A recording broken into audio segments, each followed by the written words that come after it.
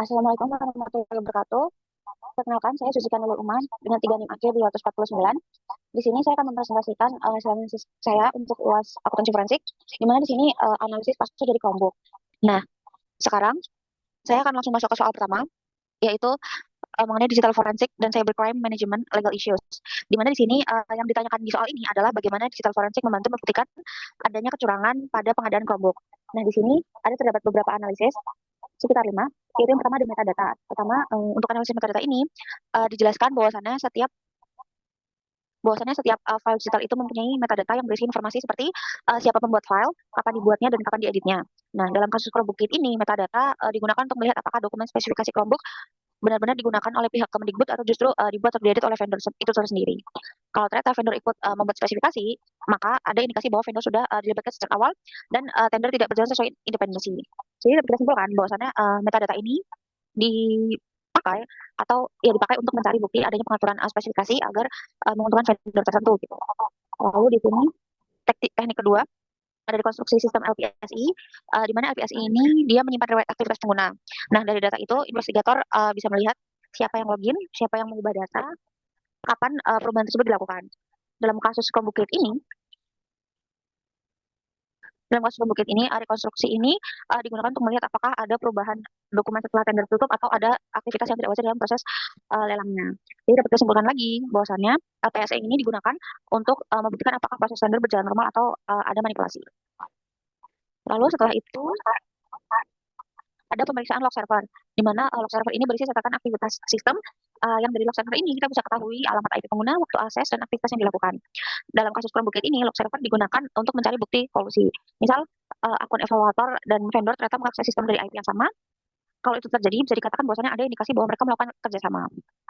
Lalu, setelah itu yang terakhir ada email forensik, di mana email forensik ini digunakan untuk memeriksa komunikasi antar pihak yang terlibat.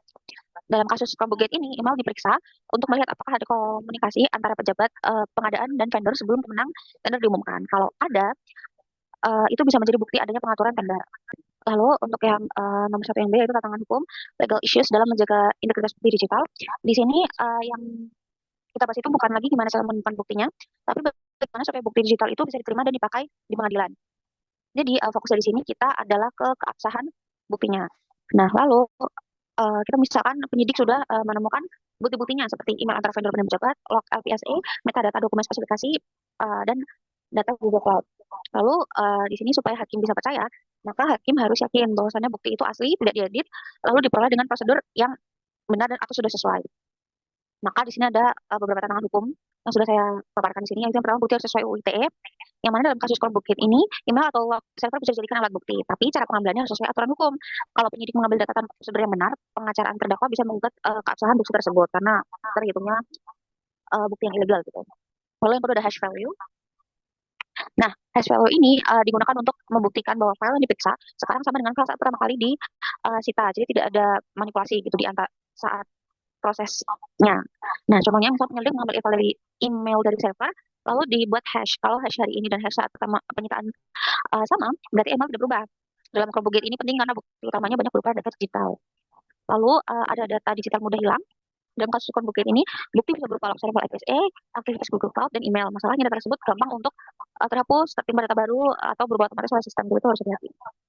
Lalu server berada di luar negeri, karena Chromebook ini menggunakan layanan Google dan Google Cloud, sebagian data kemungkinan tersimpan di server luar Indonesia. Jadi penyidik di Indonesia tidak bisa langsung mengambil data seenaknya.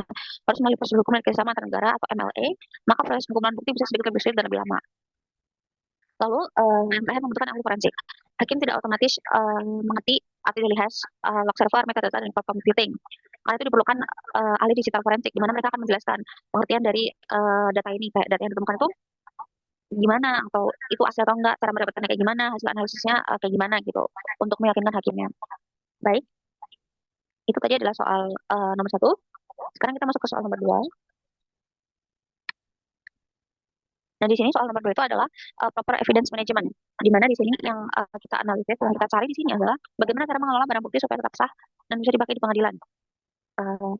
Yang pertama, itu ada beberapa cara, beberapa steps. Yang pertama ada chain of custody, di mana chain of custody ini adalah catatan lengkap mengenai perjalanan barang bukti. Lalu di mana di chain of custody ini harus menjelaskan siapa yang memegang, kapan diterima, dan kapan diserahkan. Dalam kasus Chromebook Gate ini penting karena barang bukti bisa berpindah dari penyidik ke laboratorium, lalu ke jaksa, kemudian ke pengadilan. Nah, kalau tidak tercatat, pihak terdakwa bisa mempertanyakan keaslian buktinya. Lalu pengelolaan Chromebook, di mana karena Chromebook menjadi barang bukti utama, setiap unit harus diberikan identitas, dicatat nomor serinya, difoto, dan simpan dengan aman. Tujuannya agar tidak tertukar atau rusak selama proses penyidikan, agar barang buktinya masih bisa pakai. Lalu pengelolaan dokumen kontrak, di mana dokumen kontrak juga harus dijaga, dokumen asli disimpan dengan aman, dan setiap kasus harus dicatat. Tujuannya supaya tidak ada pihak yang mengubah isi dokumennya. Lalu ada pengelolaan bukti digital, di mana email dan log system sangat mudah berubah. Karena itu digunakan web worker, forensic image, dan hash value yang tadi saya sudah jelaskan. Lalu dari soal nomor 2 ini dapat kita simpulkan bahwasannya semua barang bukti dalam kasus Chromebook Gate harus dijaga keasliannya agar dapat diterima sebagai alat bukti di pengadilan. Lalu yang ketiga kita akan membahas mengenai money laundering and transnational financial flows. Di sini yang kita analisiskan adalah kalau memang benar ada keuntungan dari markup Chromebook ini, bagaimana uang itu bisa dicuci dan bagaimana cara melacaknya. Nah, di sini ada fraud prosesnya, di mana ada di sini harga pasar itu 4,5 juta, lalu harga pengadaannya itu ada 750, markup per unitnya adalah 3,25 juta, di mana total unit yang ada adalah 1,2 juta unit. Jadi di sini diperoleh keuntungan ilegal yaitu sekitar 3,9 triliun, yang mana angka ini adalah dasar pembahasan dari pencucian uangnya, dan itu juga bisa dibilang adalah kerugian yang dibebankan oleh negara. Lalu ada placement, di mana tahap pertama ini adalah dari pencucian uang, yaitu placement ini. Dan hasil markup ini nanti dimasukkan ke sistem keuangan melalui rekening bank, perusahaan cangkang, atau rekening keluarga.